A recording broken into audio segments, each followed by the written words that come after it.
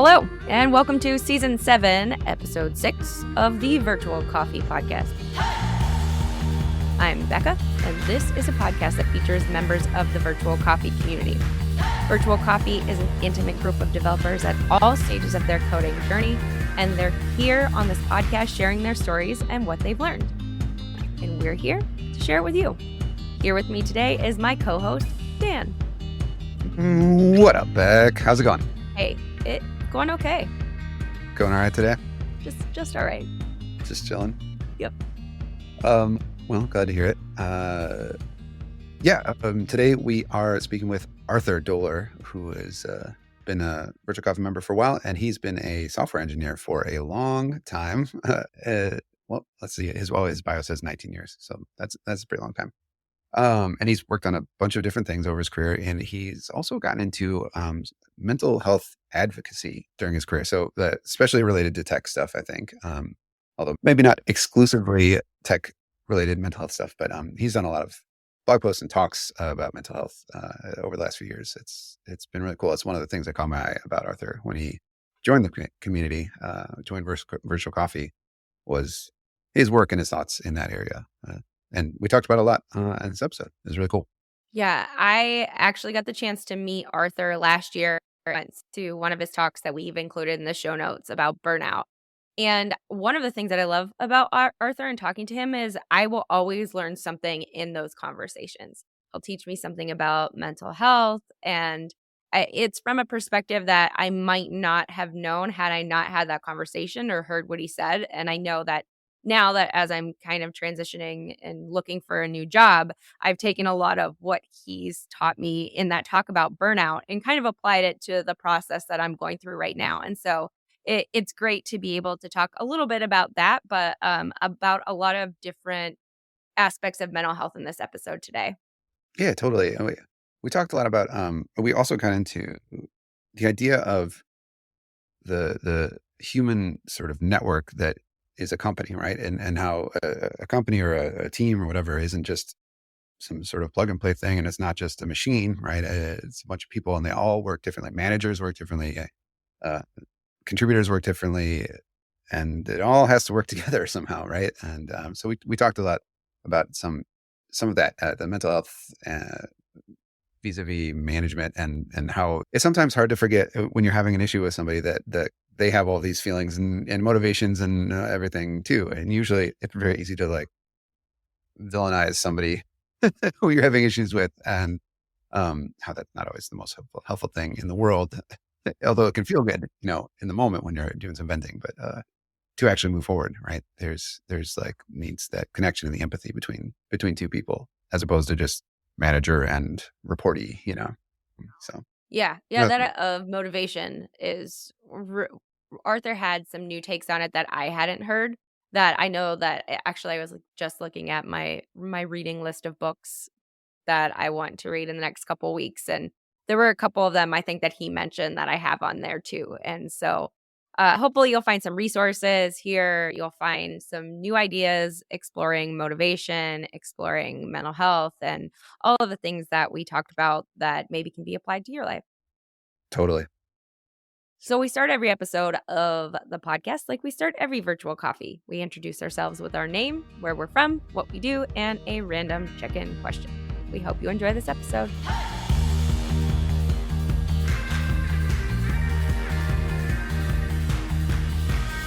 Today's random question is, what is your favorite hobby? We hope you enjoy this episode. Hi, my name is Bekah. I am a technical community builder from a small town in Ohio. And this is an easy one. Weightlifting is my favorite hobby. I don't really have any other hobbies besides raising children and gardening badly. So that was easy. Gardening badly. You could be bad at something and still have it be your favorite, but it's probably easier when you're good at something to have it be your favorite. So yeah, that's good. I'm Dan. I live in Cleveland. It was like 63 here yesterday, and today it is like 38 and raining. So that's Cleveland life for you. Well, we're still warm. Yeah, well, it might be coming. I don't know. It is Friday. It's gonna be cold. Yeah. And favorite hobby. Oh, my favorite hobby is disc golf. So that's golf played with, flying discs or frisbees, if you want to use the brand name. And I got into it in college and playing a lot since then. So just played 36 holes on last Friday. So it's good stuff. Keeps me in the woods. Pretty soon, I got Ollie is here in the recording studio with me. So pretty soon he's going to start coming with me too. I'm excited about that. I was looking into. I was just going to say for context, Ollie is Dan's dog. Yeah. And I was about to clue that in because I was looking at disc golf bags for dogs, so I can have him just carry all of my stuff around. And it would be perfect. So that's the dream, really. I'm excited about that. All right. Hi, my name is Arthur Doler, or Art. I'm from Omaha, Nebraska, where it is cold and snowing right now, so you're going to get it probably in a couple days. And I'm a senior software engineer and community and culture steward is I think what we're calling the other half of my title. My favorite hobby is actually, I don't know if it counts as a hobby, but public speaking. It's more of a lifestyle, I guess, but it's definitely the thing that takes up a ton of my time. That is not my job. Yeah, I'd say if you're not getting paid for it, or maybe even if you are getting paid for it, I don't know. I guess, yeah. If you're just doing it by choice, then we can call it a hobby, right? How often you have to get paid before it becomes a side gig? Yeah, that's always the problem. It is sometimes when you're good at a hobby and it can, it's possible to get paid for it, it becomes tempting to follow that down. So just like disc golf, I almost went pro and then, no, I'm just kidding. I was never good enough. Is there pro disc golf? Yeah, big time. Like $1 million contract pro disc golf. Yeah. What? It's on ESPN and all that stuff now too. I mean, it's the same cornhole. Well, sure. Yeah. I mean, this is the same with lots of sports where there's companies that want you to buy their products. And so they start sponsoring people that are really good at it. And that's how it goes. And so and of course the sponsors, they can only use those ones. And they still win tournaments. And so you're like, well, I should buy that company's, discs or shoes or whatever. This baseball hat will make me better at disc golf, I'm sure. So, for sure. Good stuff. I'm a professional weightlifter, so nice. Yeah. Nice. Not really. I'm just manifesting it. I think that's how that works. You say it and then people make you it. So next week, watch out. Sponsorship rolling in. The thing to watch out for there, right, is you start going to a gym and I'll teach a class, here and there, or whatever. And then you're teaching more and more classes. And then, pretty soon somebody's like, I want to hire you full time. And then it becomes a job and then it's no fun anymore. I just want them to give me workout gear. Here's a pair of new leggings. Sweet. That's exercise influencer. Yeah. Yep. Maybe that. Welcome, Arthur. It is good to have you here on the podcast. We always like to get started with your origin story, and we're going to start by asking you, what is one word that describes your career journey? I think my word is going to be concentric. In that I've started out, I went to school for computer engineering and then rapidly realized that was the thing that, you went to a couple different companies, one of a couple companies, and then they burned you out and then you moved on to other stuff. But the story of my career has been kind of ever expanding circles of kind of what I care about, where it's moved from caring about the technology to, okay, let's care about the architecture. Okay, let's care about the process that we're doing, to now it's very about the humans, that either the humans that we're writing the software for, or the humans who are writing the software, or the humans who are affected by the software. So I really love that. Yeah. So how did that, so I like the different concentric circles, and almost I imagine there's some kind of journey behind each of those different circles and how they're kind of related to each other. So do you want to talk a little bit about however you want to tell your story of your tech journey, but if there are highlight moments that you think were really pivotal there, I'd love to hear that. Sure. Really, it's a story of getting frustrated a bunch.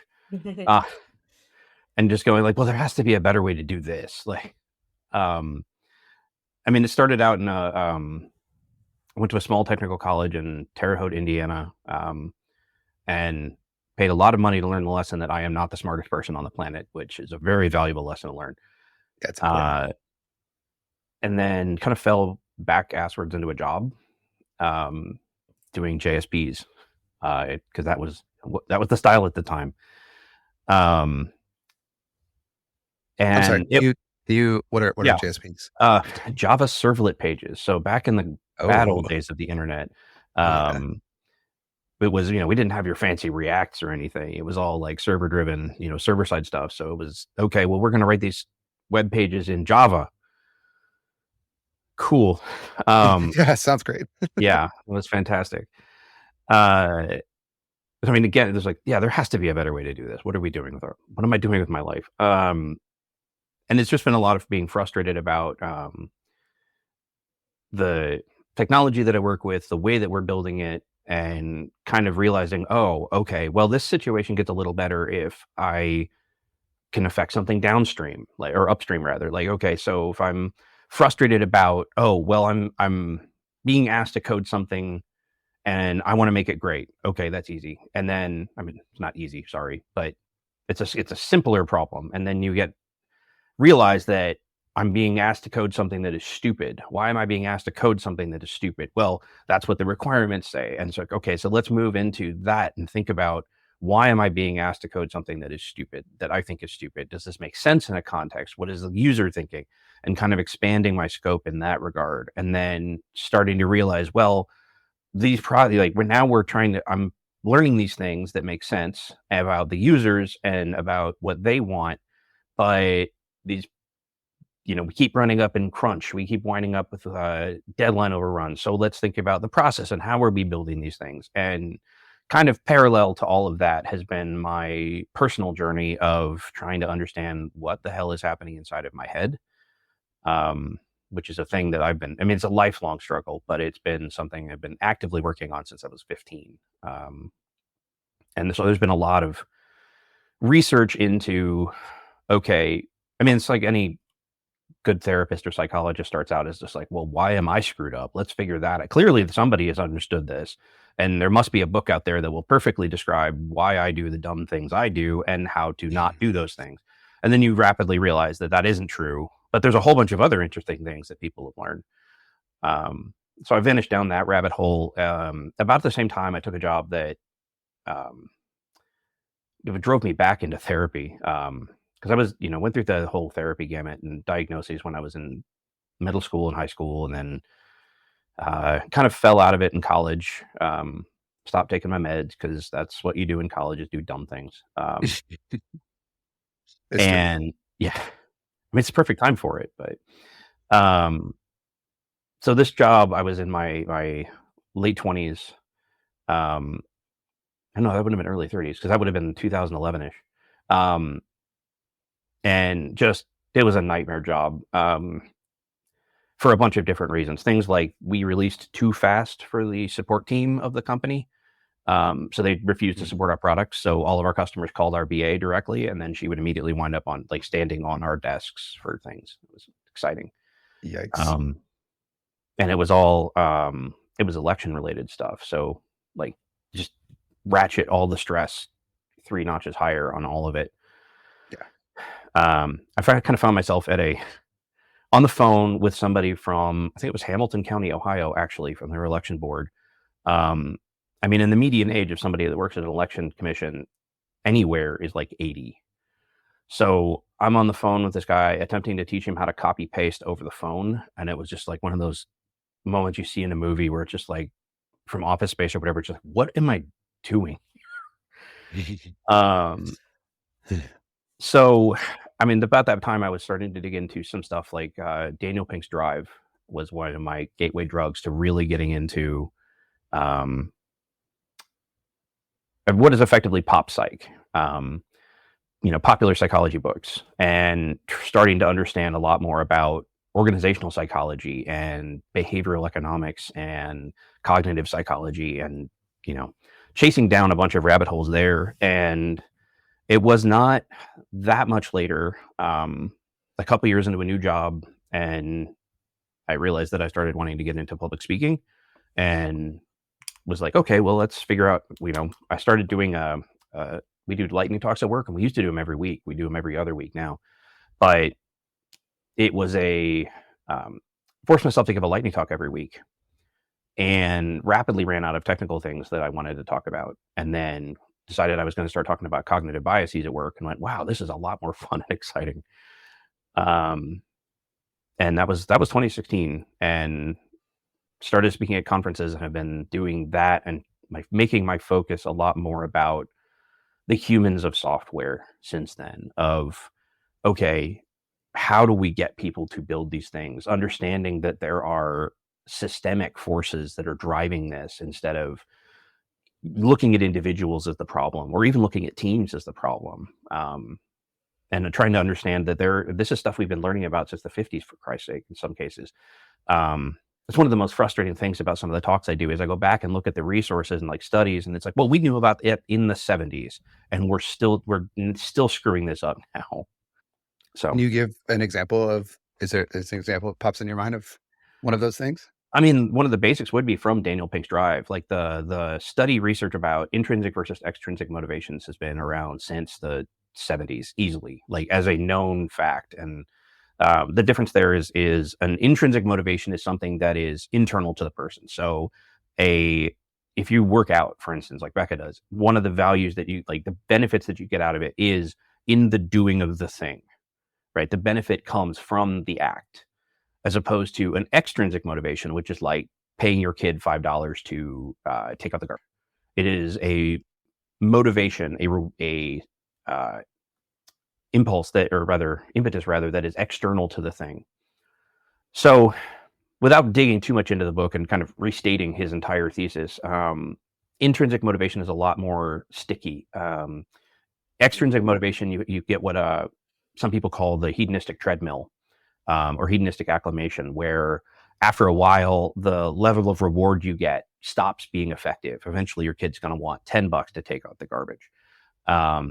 But even without that, you can never, I mean, I don't have kids, but I've talked to people who do. Once you pay them to do the chores, you're never going to not have to pay them to do the chores again. It's really one of the big lessons of that, is that extrinsic motivators actually kill intrinsic motivation. You will be less intrinsically motivated after you've applied an extrinsic motivator. But extrinsic motivators are easy. And it's easy for a manager to go, well, we're just going to have a thing, and the person who fixes the most bugs gets an Xbox. I mean, most managers have moved past that point, but there are still a lot of extrinsic motivation about, even things like velocity. Are you meeting your velocity? That's an extrinsic motivator, not an intrinsic motivator to the task itself. So That's really fascinating. I actually hadn't really thought about it like that. Now I need to go listen to that book. So that's going to be on my list. But I think that the idea of extrinsic motivation, I've been thinking a lot about company culture, how to determine if a company has a good culture. We see a lot of people at Virtual Coffee that interview for roles that seem great, and then they get there and the company culture is not great. And oftentimes a lot of the things that we see is there are those extrinsic motivators, right? Like, we pay a great salary. We have unlimited paid time off. We give you a budget for food. We give you a budget for the gym or whatever. And in a lot of ways, I think that companies are trying to use extrinsic motivators to kind of lure you in and make you feel like there's a good culture there. But maybe that what makes a good culture is finding ways to cultivate that intrinsic motivation, or at the very least, getting to know your employees and figuring out how to utilize their strengths and allow them to fulfill the things that they're good at doing. Or what they want to do, right? I mean, if I have we have I don't want to say we at the company, but I've seen cases where folks feel frustrated or angry because they care a lot about something and they're not being allowed to do it. They care a lot about quality. They care a lot about the process and the way that this thing works. And then the company is not allowing them to go be in DevOps or in, or shaping things so that they have a role to play where they can bring those desires to bear. And that's a loss on both sides, because now one person's frustrated and then the company's not seeing a benefit out of it that they could be. Yeah, it's what I mean by like the extrinsic motivators are easy, right? It's one of my fun, I mean, it's not my favorite hobby, but it's a fun hobby, is if you go to another company and they've got like a break room or whatever, or a foosball table, like, just, is the table dusty? Like, is anybody actually using it? Like, we have one at our company, and people use it because it's like the foosball people are sometimes broken and there's like pieces and repair parts around the room. We have a dartboard and a ping pong table, and there's like, just, you open a drawer somewhere and it's like just full of ping pong balls because people actually use them, and they're various bits and pieces need repaired. So is there a question? They have these extrinsic motivators, like you mentioned, unlimited PTO. Is the culture set so that you can actually take it? Is there an expectation that will happen? I mean, unlimited PTO can be a trap where suddenly it's, oh, I'm going to take this PTO that I think I'm allowed to, but there's a company culture where you actually can take way less PTO than you would have if it was yours, right? Yeah, I've seen a lot more job descriptions out there saying unlimited paid time off, but mandatory 2 weeks off or something like that to indicate that we have this, but we are going to force you to take off 2 weeks. And even at my company, we have unlimited PTO, but we also have company-wide days off that are usually, some type of holiday that we embrace as a company, right? And so at the very least, those days everybody will get off, and that doesn't happen everywhere anymore either. It amazes me that there are companies out there that say, hey, you get 2 or 3 weeks off during the year. If you want to use them on those days, use them on those days, but we're not taking company-wide holidays, which is kind of mind-blowing. I find that for a lot of cases to be, that's where I work does that. It's easier from an administrative standpoint. It's also, it can be more flexible for a diverse workplace. Yeah. Especially when, a lot of major holidays in the US are religious to an extent. Or at least some of them, the huge ones. And so it's a question of, okay, well, how do you accommodate things like Ramadan at your workplace? Yeah. So it can be a way to do that, but a lot of cases it's not. It's just it's a little easier to be in accounting, to manage it from an accounting perspective. And then it's a question, like you said, am I going to work that day? Well, I should. Okay, I guess I'm going to, maybe I'll work remote now after the pandemic, but I'm still, going to clock the hours. Yeah, and all of those things are super tricky, especially in the remote world where it's almost like work doesn't ever turn off, especially if you're working on a team that has people in lots of different time zones, or, if they're a global organization, then somebody is always working. And I know, like, at least from my perspective, I have a hard time turning work off. There's Slack or email on my phone frequently, and sometimes I'll delete them, and then it's like, well, I'm traveling, so I need to have access to this somehow, and it gets back on my phone. But there's this, I think that tech can be really hard right now in the fact that it can be very hard to turn off because of the continued, somebody is always working, right? Well, some people like it. Like, I have coworkers who spend way more time than I would ever want to spend. But to them, it's not a question of, being unsustainable. That's just the pace that they like and the way that they like to work. And you can get trapped kind of holding yourself up to a standard for somebody else that doesn't meet your lifestyle. But you can also get trapped by, I talked about kind of my journey, concentric, right? As you start, well, okay, so let's start with the thesis.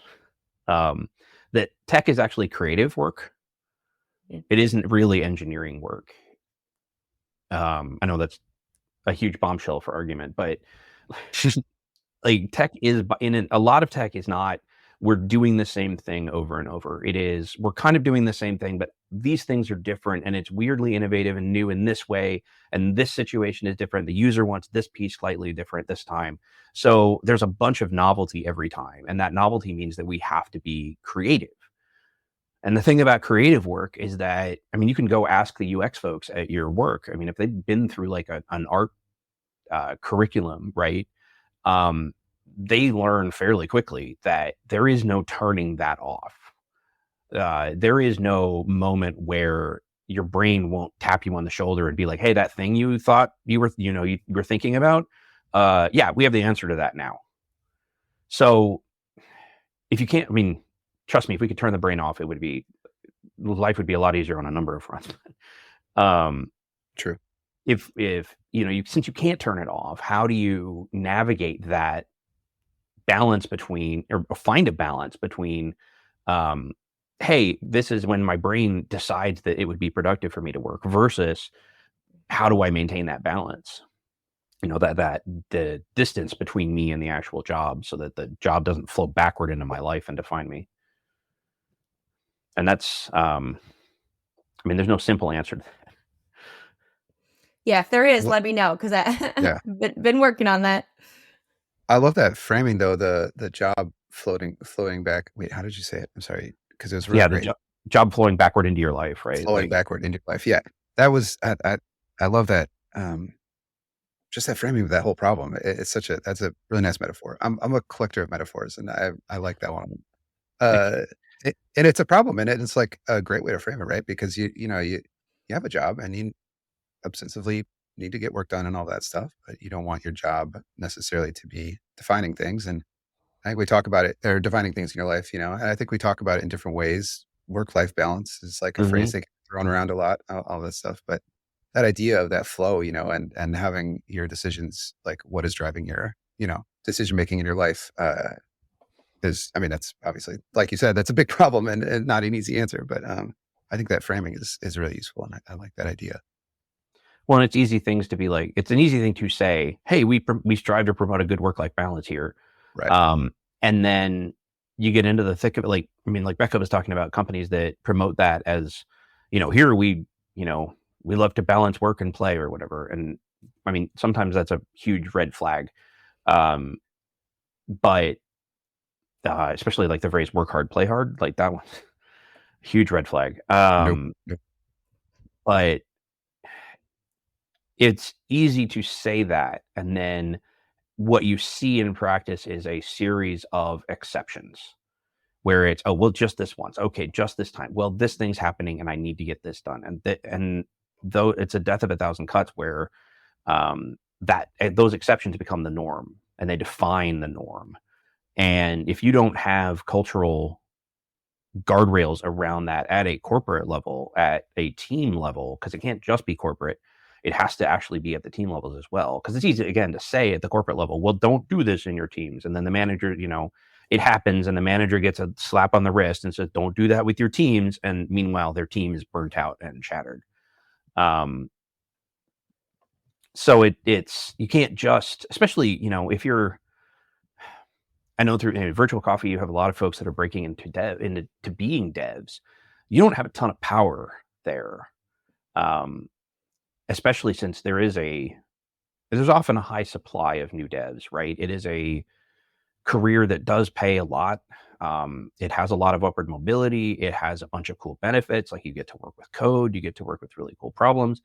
It is a desirable career. So the supply of new devs can often be large, and that means that you have less leverage. So, as a junior dev, it's really hard to be like, no, I'm going to go do disc golf tomorrow and not show up at work. Like, you can't, how do you have that discussion with your manager when your manager is like, but the client is having this, there's a hair fire and you have to deal with it and you're the only one that can handle it. So some of that has to be at that level of the manager doing that, that guidance. But it can't just be the manager either. That actually has to exist almost like fractally at each level of the organization, where everybody is working to protect that because everybody benefits from it. Yeah. My wife at her last job had bad culture like that, the bad example of this. And she was a manager, in her own right. And she felt very strongly, in favor of protecting her, her direct reports and things like that. But it's exactly what you're saying happened, is that she would protect the people that reported to her, but nobody was protecting her, and so she got burnt out. Honestly, she got burnt out. Her reportees were like loved her and was like, "You're the best manager ever," and she's like, "I'm getting out of here," like right now, because is the same thing, because it was a cultural thing. It went way up to the top.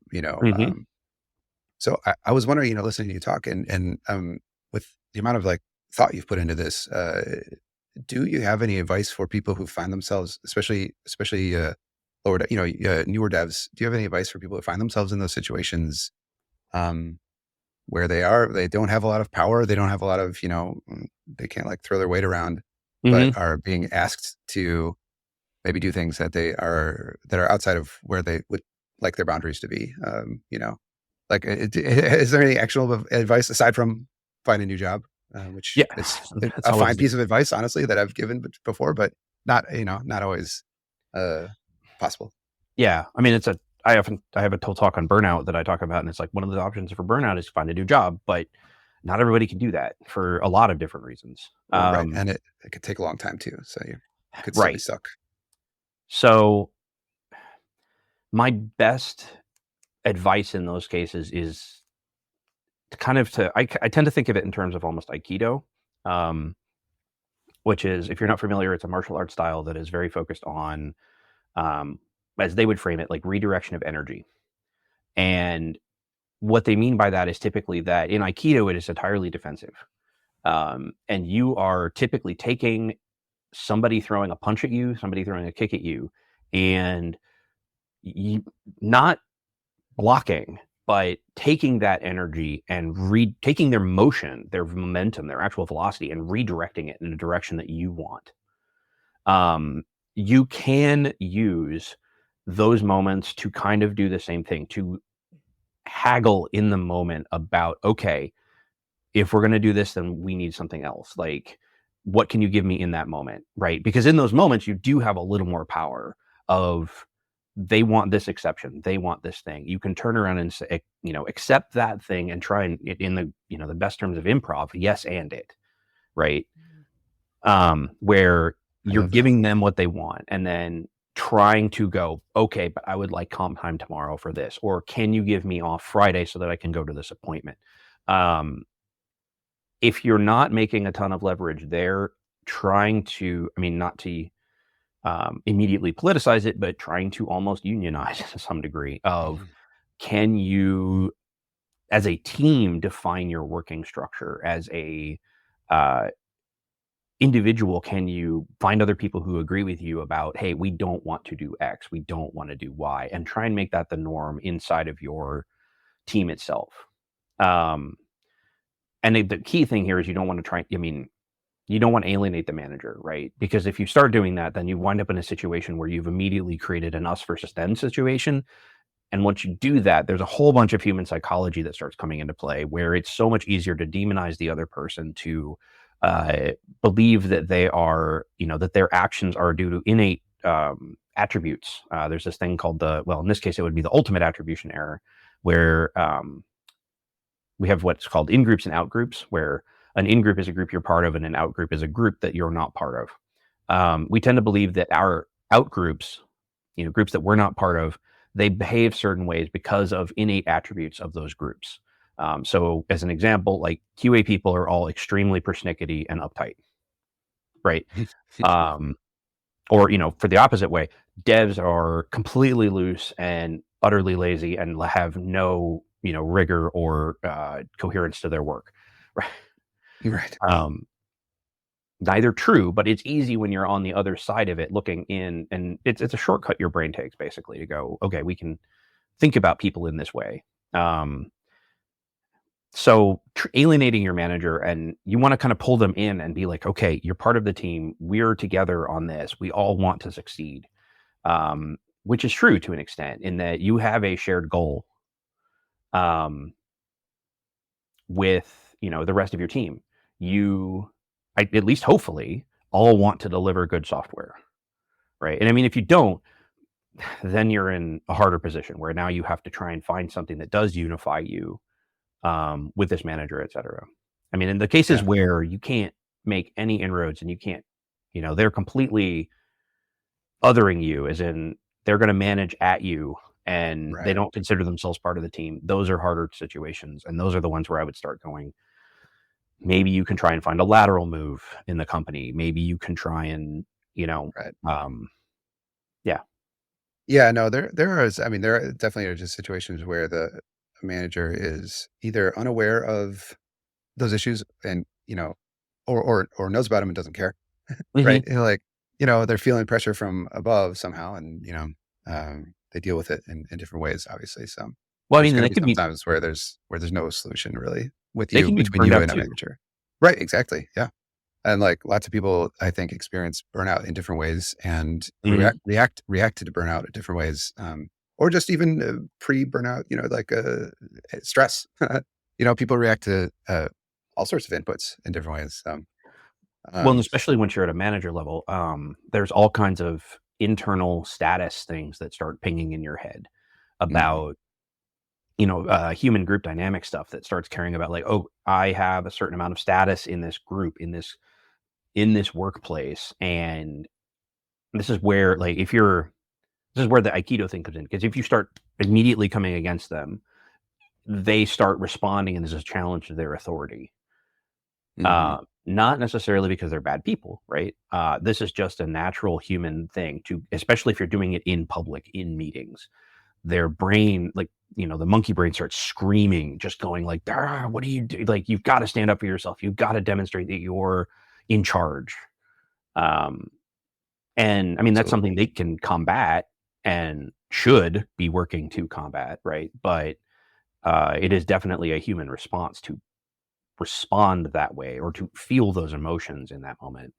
And so, if you can help them through that, that makes it a little easier to have those negotiations, to have those discussions. Yeah. Right.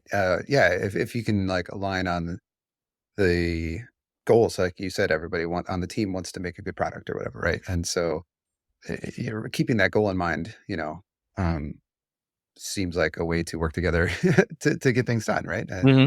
And like there's deadlines, there's always probably lots of times too much work for everybody, and um, just kind of remembering. I think you said to remember that the other person has like emotions and has their own things going on. I think will take you a long way.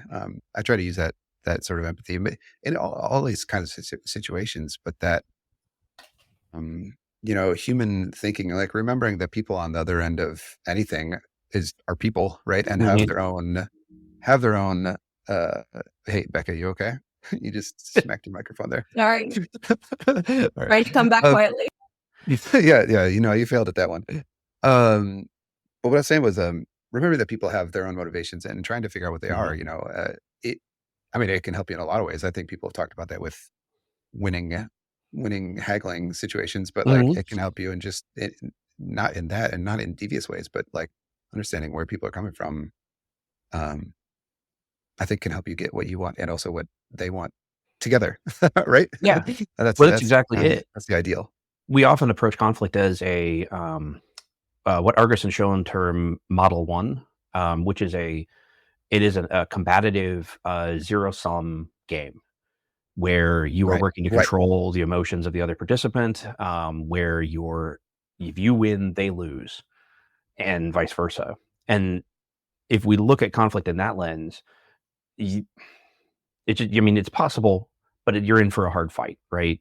Now you've got to bat somebody down. If you're a manager, you're trying to do things like have quick conversations so that there's no time for the emotion. It's like, well, here's your performance review, and this is how and here's the things that you can do to improve, and then and the meeting's over, and the person's still like sitting there processing their own emotions.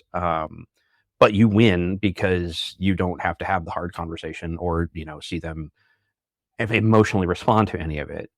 Um, and the alternative to Model One is Model Two, which is, I mean, they're not great at naming things, but um, it is a collaborative win-win approach where you are recognizing that conflict is inherently emotional, that humans are inherently emotional, and you're respecting and acknowledging the emotions of others, including yourself, um, and attempting to find a situation that benefits all parties to, it's stereotypical, but to find those win-win situations.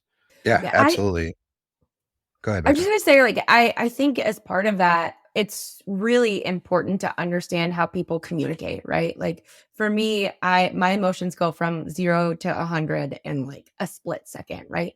And Mm-hmm. so if there's a situation that I know is going to be an emotional one, I'll ask people like, "Hey, can you give me a heads up before we talk about this?" Or I'm getting better at saying like before I just like jump into my emotional response, say, can we take a step back and talk about this later?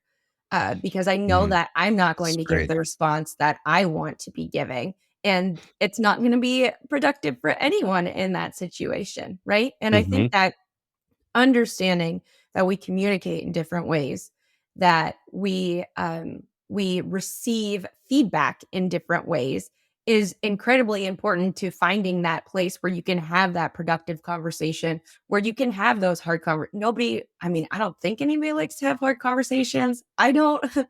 It takes a lot of work to do that, right? And so finding the best way to do that is going to benefit everyone, and then you'll be able to grow through those conversations. Mm-hmm. I think there's two things I want to touch on that you mentioned. The first is that there is some degree of the concept's called managing upward, but it works regardless of because the description of the concept is that you're providing information to your superiors about how you work and what the best way to manage you is. Um, there is a tendency to believe that just because somebody is a manager that they have all-seeing human powers. No. Is absolutely not true. They're just people like you, right? So they don't necessarily. I mean, in a lot of cases, especially in tech, they are somebody who was really good at the tech side, and it's like, well, what's the promotion path? Well, now you're a tech lead. Great. And you have all of these human things that you've never had any training in and you don't have a ton of experience in. So helping them out and be like, well, this is how I respond to things. This is the best way to tell me about X. This is the best way to do that can help. But that doesn't have to be just at their manager. That can actually be at your entire team. This is Mhm. the best way to work with me. This is the way that I tend to respond to things.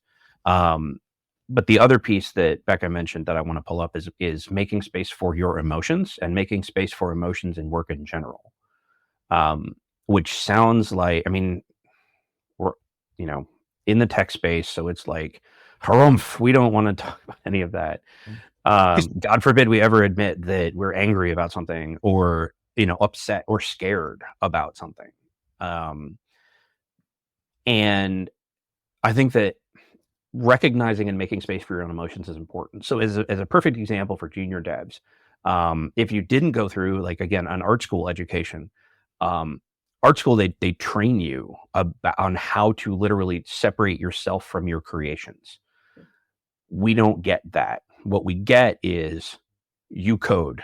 If you do good code, you are a good developer. And Mhm. that in like ties our concept of, right. The flip side of that is if I don't code well, I'm not a good developer. So when we start doing peer reviews or pull requests or whatever your methodology is for these things, or even pair programming, um, where you code a thing and somebody says that's not right, here's the right way to do it. Now you've got a moment in your brain where your brain is like, oh no, I've gotten conflicting information. I want to believe I'm a good developer, but somebody has just told me I did a bad thing, so I'm a bad developer. And it helps to have a moment to go, okay, I know that I'm going to respond to this poorly. So I'm going to, like Becca said, take a moment to go, can we talk about this tomorrow? Or in a case of a peer review, to explicitly be like, I'm going to take a minute to think about this. And that could go for being a reviewer as well. I know there are moments where I look at like the PR and I make a comment. I'm like, I don't like this. I don't know why I don't like this, but I'm going to try and figure it out. Give me 24 hours. And I'd sit back, like, because I'm having an immediate gut response of like, that's wrong, because my brain is telling me that. And I don't necessarily know why. So I give myself some time to think about it, to chew on it, and I come back to it and I go, okay, if I have a reason, I can put the reason in. If I don't have a reason, I basically say, all right, still don't like it, but I don't have a reason for it. So go ahead. Um, Yeah, that's awesome. and That's a great idea on a pull request too, because I was, you want to get it like to hit submit, you want to have all of your thoughts in order. But I think that idea of saying, hey man, just like pause on this for a second, because like something, I want to think about this a little bit longer. I'm not ignoring your pull request, you know what I mean? Mhm. But I just want to like get through it. I think that's great advice. I like that. It just gives them a little breathing room it's a Yeah, space yeah, for those emotions to exist, right? yeah. And the same thing can be true, especially in things like retrospectives. If you're using an agile philosophy or whatever, or explicitly Scrum, you get these retrospectives, and a lot of the time it's, okay, well, we're going to make complaints about a bunch of things that we can't control, or a bunch of completely superfluous, like, oh well, maybe we could be slightly better about pointing things this, like you're nibbling around the edges of these. Um, I don't want to say useless, but not often super productive changes that you make to the way that your process works, et cetera. Instead of asking questions about, well, what are the emotions we have about this sprint? What are people getting frustrated about? Um, and what are the things that, we've used a thing in our own retros, like on the team I'm currently on, that's like the glad, mad, sad retro board. Like there are a million different types of retros, because at this point, I think somebody has a job where they're just cranking them out. Yeah. But like we use this one where it's explicitly these emotional columns, and it's like we've drained the emotion out of the actual things that we're putting under these individual columns. We're not talking about it in terms of, hey, I'm actually really glad that this thing happened. I'm actually really upset that this particular thing happened. I'm mad about this particular thing, or I'm really sad that this thing occurred. And it's a question of, like, if some agile methodologies, they'll do like fist of five. Have you ever heard of that? Like, it's kind of a confidence thing after you do your planning, where it's like, how confident are you that you can actually deliver what's in the sprint? And what's Hmm. interesting to me is that is a weird performative kind of thing most of the time when I've seen it used, where it's, if you ever dare to raise a one, is like, I'm not sure. It's like the whole team comes, like the whole force of the team comes to bear on you. This tremendous normative force to be like, why are you not conforming? Uh, and suddenly you've got to, like, and the same thing can be true even if you're just doing normal pointing, right? Like that's the agile joke, is like, well, everything's a 3, because there's this, again, tremendous normative force to push. If you have something that's outside, where it's a 1, or you have an 8, or God forbid, like a 13, if you're doing like Fibonacci numbers or whatever, there's this tremendous force to be like, why is that the case? And not to to recognize that typically those things mean that there is an emotion there. If I'm looking at it as a 13, it isn't just that it's technically difficult. That could be the case. But in a lot of cases, it's, I'm scared. There's risk here, right?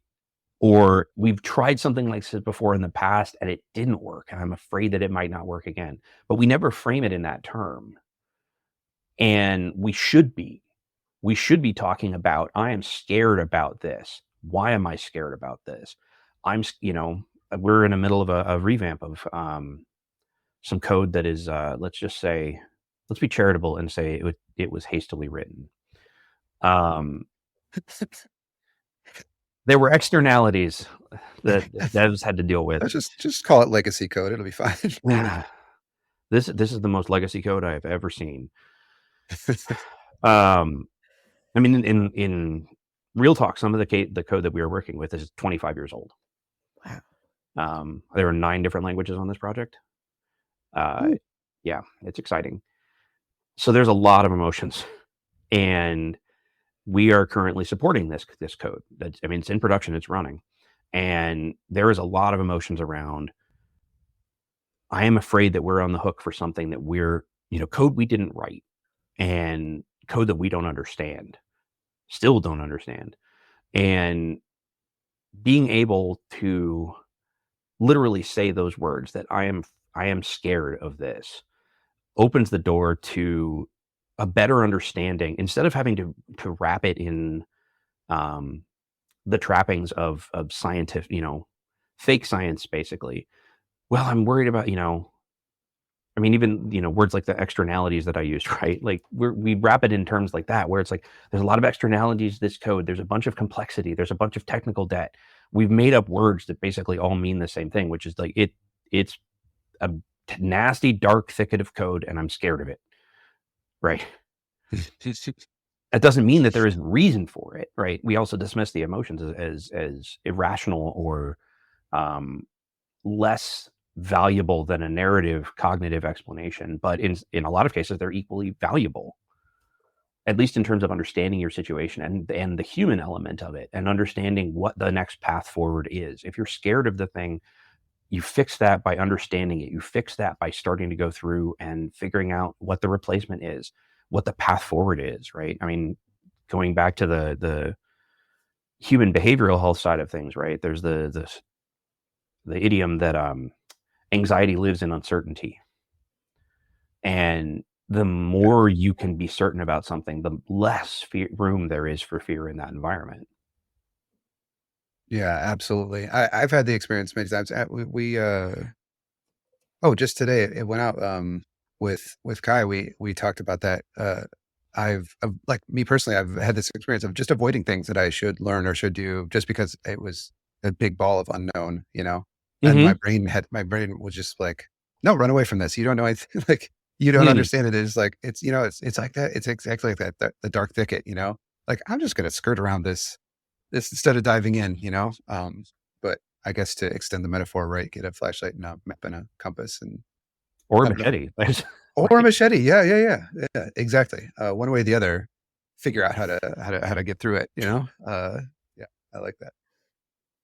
Well, Arthur, I want to say we're at about time, and I want to thank you so much for chatting with us today. I know that this is one of those conversations that I could have had for probably another 3 hours and found so much value. So first of all, I want to know when your book is coming out, because I want to read it, and I would love to see you put something out there like that. I probably should at some point. I'm actually working on a course for folks at work that want to get into speaking, and I'm up to like 98 pages. So I think I'm accidentally writing a book about that. There you go. So we'll see if that happens, but if it does, maybe there will be another one. That would be amazing. And I'm going to end with our last question, which is, what is one word you would use to describe yourself? My one word is idiosyncratic. I love that word because I think it describes, like, it is just about being slightly different, about approaching things a different way, about not being what you would expect. And that, I feel like that summarizes a lot of my life. Love that. Yeah, I appreciate that. I think that's a really nice way a nice word to pair up with the concentric circles in the journey that you're talking about, because it is that different perspective. So thank you so much for sharing that with us and for sharing the time with us on the podcast today. Thanks very much for having me. Yeah, thank you, Arthur. We'll see you soon. See you. Thank you for listening to this episode of the Virtual Coffee Podcast. This episode was produced by Dan Ott and Bekah Weigel. If you have questions or comments, you can hit us up on Twitter at virtualcoffee.io or email us at podcast@virtualcoffee.io. You can find the show notes, sign up for the newsletter, check out any of our other resources on our website, virtualcoffee.io. If you're interested in sponsoring Virtual Coffee, you can find out more information on our website at virtualcoffee.io/sponsorship. Please subscribe to our podcast and be sure to leave us a review. Thanks for listening, and we'll see you next week.